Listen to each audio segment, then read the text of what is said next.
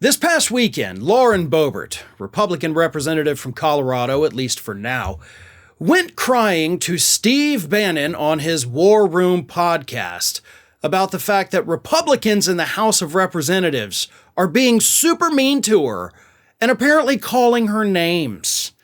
Now, they're not calling her names because of what happened at the Beetlejuice performance recently, and we've seen some fairly colorful names being thrown around about Lauren Boebert on social media and, sometimes in the comments of videos. Y'all need to watch that. But Lauren Boebert says that she is being called names because she, of course, is one of the members who is effectively kind of pushing us towards a government shutdown because of her and the rest of the Republican extremists' list of demands for Speaker Kevin McCarthy. So here is what Boebert had to tell Bannon over the weekend. We were called domestic terrorists by members of our own party simply by wanting reforms in Congress. No one likes the way Congress operates, and so my colleagues and I took a stand, around 15, to make fundamental historic changes to the way this place operates. What changes? What did you accomplish, Lauren?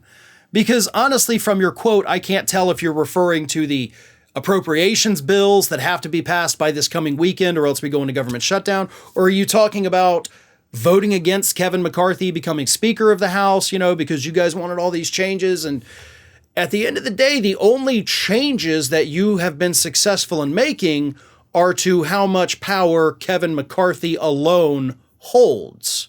Those are not permanent reforms. Those are just concessions that McCarthy made in order to become Speaker. That's not going to apply the next time we have a new Speaker of the House. So you've made no changes. You've made no reforms. And you have nothing really to show for it other than the weakest Republican Speaker of the House that we have possibly ever seen in history. So is that what you're proud of?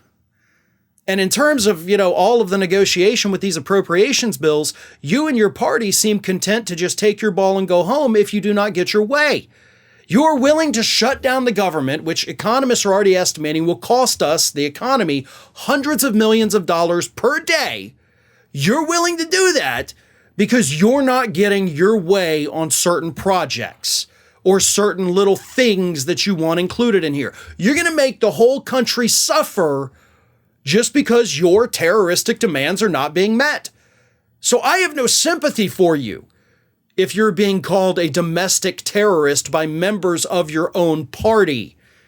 Honestly, Lauren, based on everything that's happening in your life right now, your life outside of Congress, and how it's affecting whether or not you're going to win re-election next year, if I were you, I'd probably just shut up and go with the flow right now.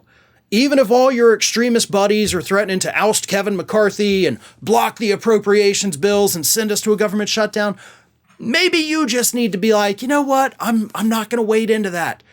Put forth a bill, I'll vote for it. I don't want us to go into a shutdown because I'm already on the razor's edge back in my home district. After I only won by fewer than 600 votes last November, they're ready to vote me out today. And my performance at Beetlejuice is not going to help that. That's what Boebert should be thinking. But she lacks any and all self-awareness.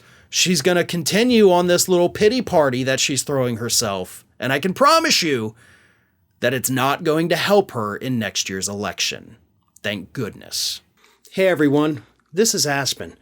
And did you know that for the low cost of $0 per day, you can subscribe to the Fair and Balanced YouTube channel.